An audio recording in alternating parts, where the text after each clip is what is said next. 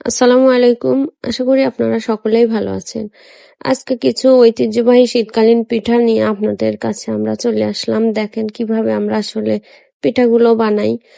আমরা কিছু কুশলি পিঠা বানাবো। কুশলি পিঠার জন্য ঝালের কুশলি খাবো। মূলত সবাই ঝালের কুশলিটাই বেশি পছন্দ করে আমাদের বাসায়।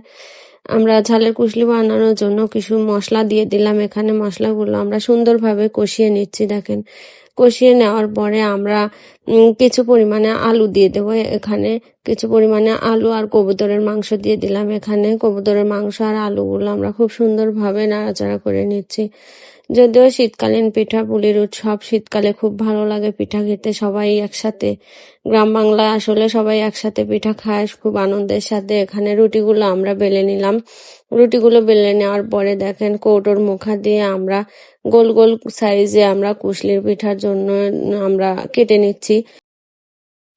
রুটি থেকে এগুলো কেটে নেওয়া হয়ে গেলে আমরা এখন এগুলোর মধ্যে সুন্দরভাবে যে ভাজিটা রয়েছে সে ভাজিগুলো আমরা এখন কুশলি পিঠার মধ্যে ভরে নেব। ভরে নেওয়া গেলে সেই মুখগুলো আমরা আটকে নিলাম। তারপরে আমরা সেই গ্রাম বাংলার মহিলাদের মাদের হাতের সুন্দর একটা সাজ, সেই সাজটা দিয়ে নিলাম। দেখেন কত সুন্দর করে তারা সাজগুলো দিয়ে নেয়। কত সুন্দর যে দক্ষতা তাদের এই কাজগুলো করতে করতে হয়ে গেছে তা বলা যাবে না। এখানে তেল গরম করার পরে আমরা কুশলিগুলো সুন্দরভাবে ভেজে নিচ্ছি মচমুচে করে, সুন্দর যেন হয়, ভেতরে কোনো আটা যেন সিদ্ধ কম না হয়, এভাবে ভেজে নেবেন আপনারা। দেখেন কত সুন্দর একটা কালার চলে এসছে, অথেন্টিক একটা কালার।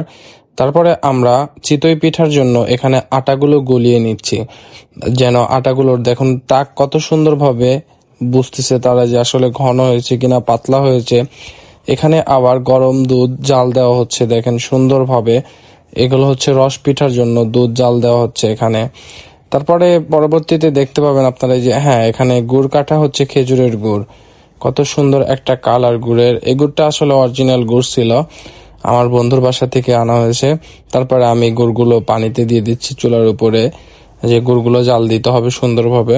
এখন গুড়গুলো জাল দিয়ে নিচ্ছি এই যে সুন্দরভাবে। আমি গুড়গুলো কিছুক্ষণ জাল দেওয়ার পরে আমি এখন পরবর্তীতে রুটি ভাজার জন্য যে এখানে তাওয়া গরম করে নিলাম, এখন আমি সেখানে রুটিগুলো দিয়ে দিচ্ছি।